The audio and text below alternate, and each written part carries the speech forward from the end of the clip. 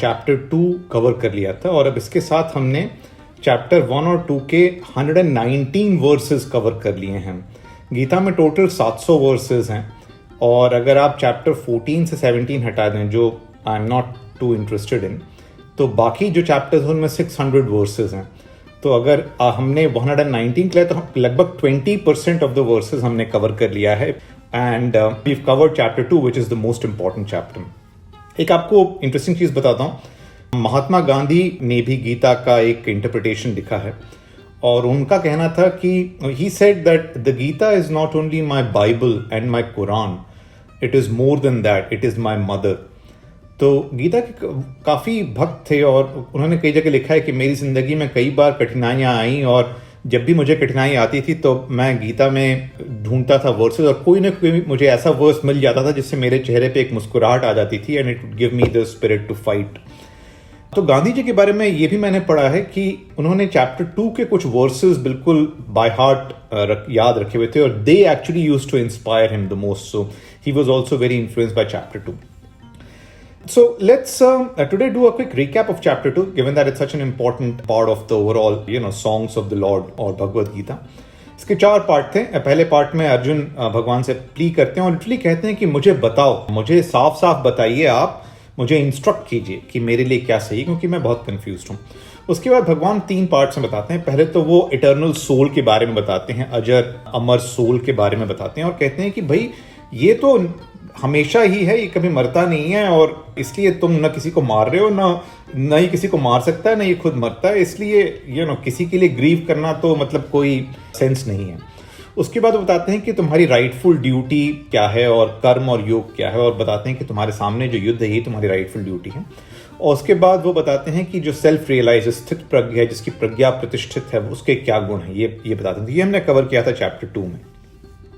And some important things to recap, right. सबसे पहले words for the soul, भगवान क्या यूज करते हैं। ऑल परमिएटिंग, सर्वे वयमतः परम, अनबॉर्न, अज, अनडाइंग, अम्रियते, इम्पेरिशेबल, एवरलास्टिंग, नित्य, एटर्नल, शाश्वत, अनडिमिनिशिंग, अव्ययम, इमेजरेबल, अप्रमेय, अनचेंजेबल, इम्यूटेबल, अविकार्य, अनमैनिफेस्टेड, अव्यक्त, इम्पॉन्डरेबल, अचिंत्य, एवर काम, स्थाणु, immovable, achal, uncleavable, achedya, unwettable, akledya, can't be dried, ashoshya, can't be burnt, can't be killed, ये सारे वर्ड्स का वो प्रयोग करते हैं। और मैंने ये बताया था कि इस चैप्टर में कहीं पर भी उन्होंने अपने बारे में बात नहीं की है, लेकिन ये सारे वर्ड्स वो ही हैं जो भगवान को डिस्क्राइब करते हैं। और इन सम वेज इस चैप्टर में इटर्नल सोल को डिस्क्राइब करते करते भगवान ये भी कह रहे हैं कि सोल जो है वो मेरा ही प्रतिबिंब है, वो मेरा ही अंश है, वो मेरा ही एक रूप है। So that is one thing which we had talked about and I think I had mentioned verse 12 जिसमें वो कहते हैं कि न तु एव अहम जातु न आसम न त्वम न इमे जनाधिपा न च एव न भविष्यामो सर्वे वयमतः परम। तो ऐसा कभी नहीं था कि जब मैं नहीं था, न तुम नहीं थे और न यहाँ ये जितने जनाधिप है वो नहीं थे, और न कभी ऐसा हुआ कि भविष्य में ये नहीं होंगे, सभी हमेशा रहते हैं। सर्वे वयमतः परम, one of the most important parts of chapter 2, right. So this is one set of things which he said.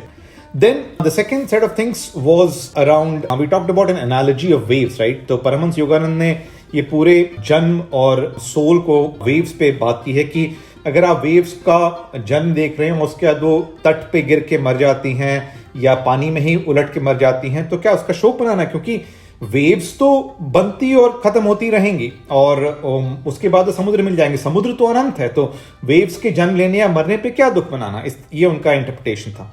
और this interpretation then leads to this question कि रीइंकार्नेशन होता है कि नहीं होता है। And verse 13, 22, 27, 28 we talked about and we had the discussions, right. So verse 13 में भगवान कहते हैं कि देहिनो अस्मिन यथा देहे कौमारम यौवनम जरा तथा देहांतर प्राप्ति धीरह तत्र न मुह्यति। तो भगवान कहते थे कि जो देहन है, जैसे इस जीवन में जवानी, बुढ़ापा और बचपन को देखता है, उसी तरह से देहांत की प्राप्ति भी देखता है। इस पर मैंने कहा था कि मेरा इंटरप्रिटेशन है कि देहांत है, देहांतर नहीं है।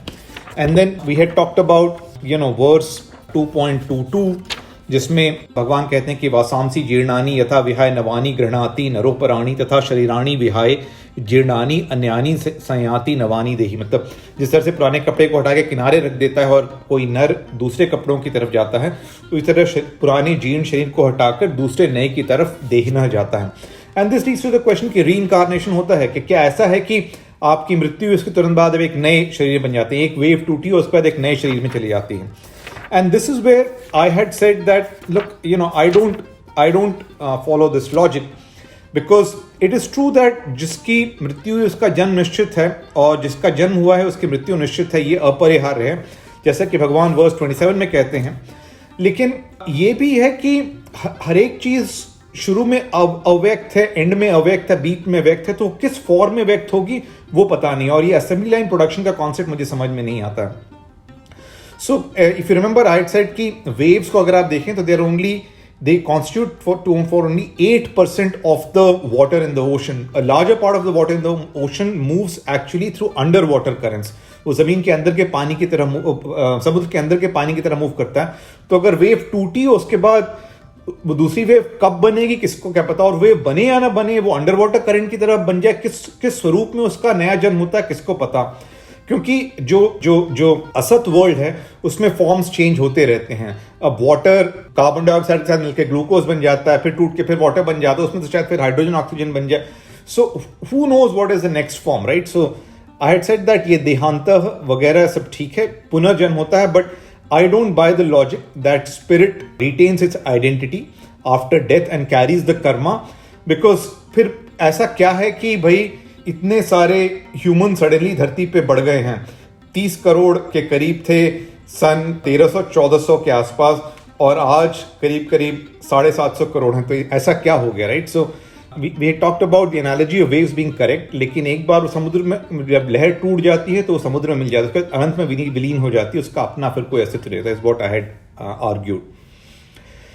देन वर्सेस 2.31 से 2.53 काफी इंपॉर्टेंट थे। इसमें भगवान राइटफुल ड्यूटी के बारे में बताते हैं और कहते हैं साफ साफ कि जो तुम्हारे सामने जो है वही तुम्हारी राइटफुल ड्यूटी है, उसको कहीं ज्यादा ढूंढने की जरूरत नहीं है। इफ यू रिमेंबर वर्स 2.31 में वो कहते हैं स्वधर्म अपि च अवेक्ष्य न विकंपितुम अर्हसि धर्म्यात् ही युद्धात् श्रेयो अन्यत् क्षत्रियस्य न विद्यते। मतलब अपने धर्म को देखते हुए तुम्हें डरना नहीं चाहिए, ट्रेम्बल नहीं करना चाहिए। धर्म के लिए युद्ध से बेहतर क्षत्रिय के लिए और कोई नहीं है। और मैंने कहा था कि क्षत्रिय के साथ साथ ये student, house holder, parent, businessman, सभी के लिए ये है। और आप जो अपने अंदर का जो द्वंद्व युद्ध लड़ रहे हैं उसके लिए भी ये बात सही है। सो आपको कोई राइटियस बैटल ढूंढने के लिए कहीं ज्यादा जाने की जरूरत नहीं है, आप सामने देख रहे हैं उसको, वो आपके सामने है, जीवनचर्या में आपके सामने ये राइटियस बैटल हमेशा आपके सामने रहेगा।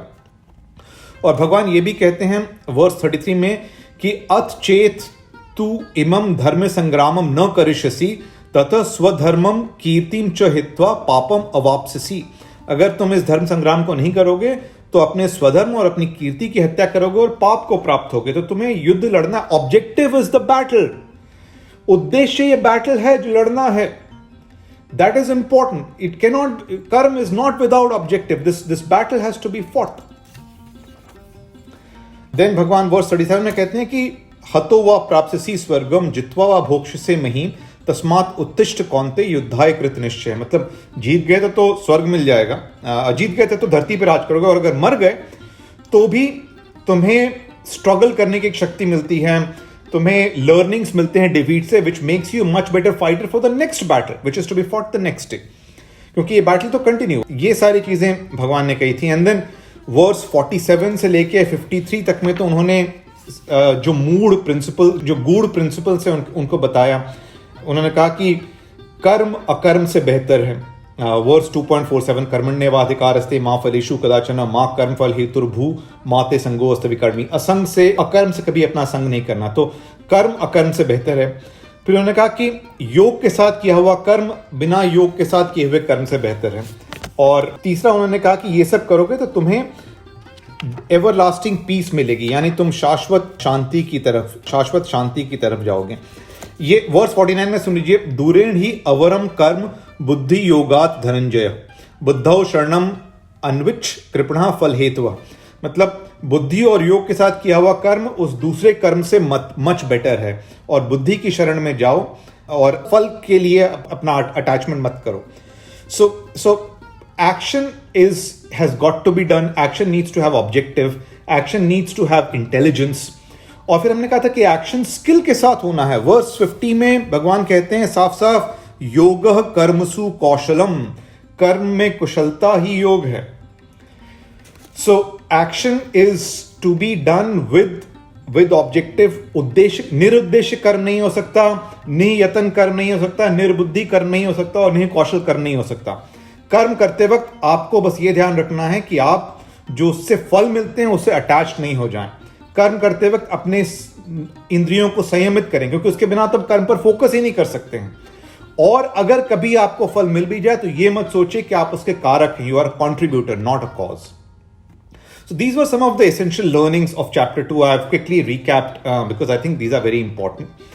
Now, I think there was one other point which I think was important, that was around कि भगवान कहते हैं कि वेदों के बियॉन्ड जाओ, वेदों से अपने आप को लिमिट मत करो. वेद का जो ज्ञान है वो एक छोटे से तालाब के समान है. So go beyond the Vedas, and therefore scriptures outside of the Bhagavad Gita don't really interest me.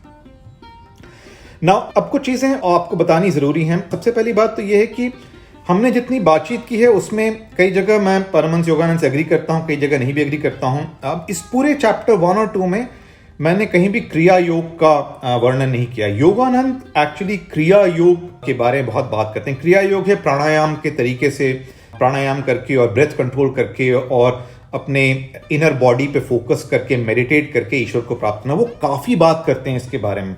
मैंने वो सब कहीं कवर नहीं किया क्योंकि मुझे तो प्राणायाम आता नहीं, और वो एक पर्टिकुलर इंटरप्रिटेशन सन्यासी का हो सकता है. So I don't talk about that.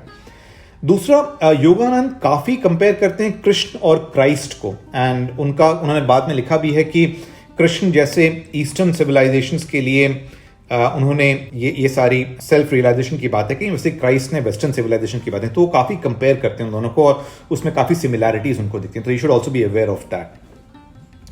Now, 2 other things, right. Chapter 2 में 2 स्थानों पर जन्म, बंधन या मृत्यु के बाद क्या होगा उसके बारे में बात की गई है.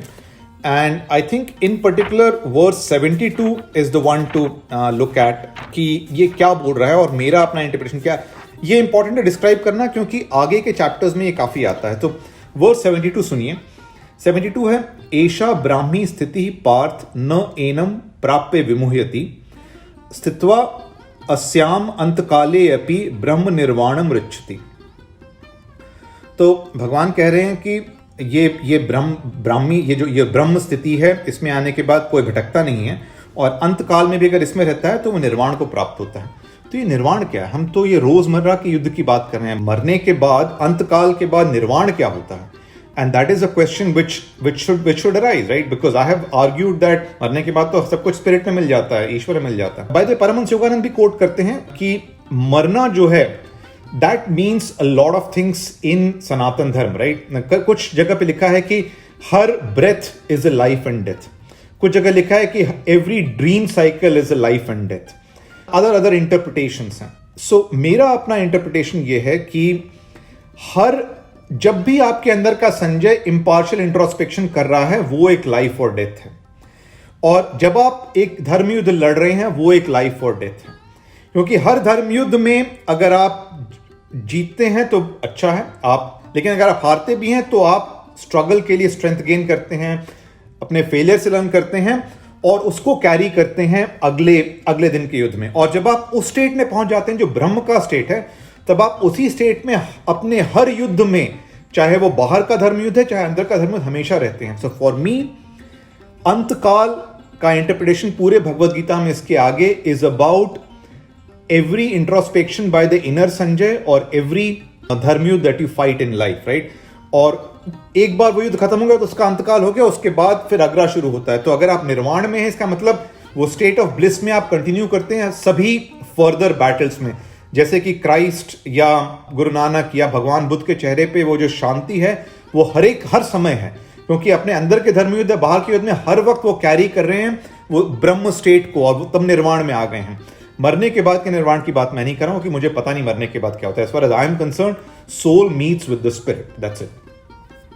So that's one thing which I will say. Then the other thing I will say is that when we go to chapter 3 जब हम शुरू करेंगे, and by the way, so just setting up, this will be true for other chapters. Chapter 3 is कर्म योग. तो chapter 3 में हम लोग कर्म योग के बारे में जाएंगे, और उसके बाद भगवान चैप्टर 4, 5, 6 में ज्ञान, संन्यास, इन सब के बारे में बात करते हैं. फिर चैप्टर 7 के ऑनवर्ड्स अपने आप को डिस्क्राइब करने लगते हैं. तो जब आप जाएंगे तो इनमें कई बार रिपीटिशंस हैं सेम बात का, जो आप चैप्टर 2 में सुन चुके हैं, और कई बार लैंग्वेज कंफ्यूजिंग हो जाती है जिसको इंटरप्रेट करना जरूरी है. और अगर आप सिर्फ उन शब्दों को पढ़ेंगे तो आपको लगेगा कि अरे ये तो भगवान कह रहे हैं कि ऐसे करना चाहिए. But it is important to refer back to chapter 2, and there is a logic also, right. भगवान सबसे पहले चैप्टर 2 में बात करते हैं, सबसे पहले कर्मयोग के बारे में बात करते हैं, इसके बाद ज्ञान पे जाएंगे, उसके बाद संन्यास पे आएंगे, उसके बाद बाकी चीजों के बारे में बात करना शुरू करते हैं. तो you have to remember all of this. जैसे फॉर एग्जाम्पल मैंने आपको कहा था कि भगवान कहते हैं आगे के चैप्टर्स में कि सारे कर्म मुझको दे दो और तुम अकर्म की स्थिति में आ जाओगे ना. अकर्म और कर्म मुझको दे दो का मतलब यह है कि भाई you have reached that state where you are doing action for the pleasure of action, या you are doing action because you have excelled in that, or you're doing action because it is the righteous battle that you're fighting. आप बिल्कुल उसके फल से अपने को अलग कर चुके हैं. ये उसका इंटरप्रिटेशन है. भगवान ने साफ साफ कहा कि अकर्म नहीं करना है. तो आप अगर लेटर चैप्टर्स में पढ़ के बोलें कि भगवान बोल रहे हैं अकर्म के स्टेट में आ जाओ और वही सही है, then you miss the point, because chapter 2 में साफ साफ कहा है कि अकर्म तो कभी साथ देना ही नहीं है कर्म का.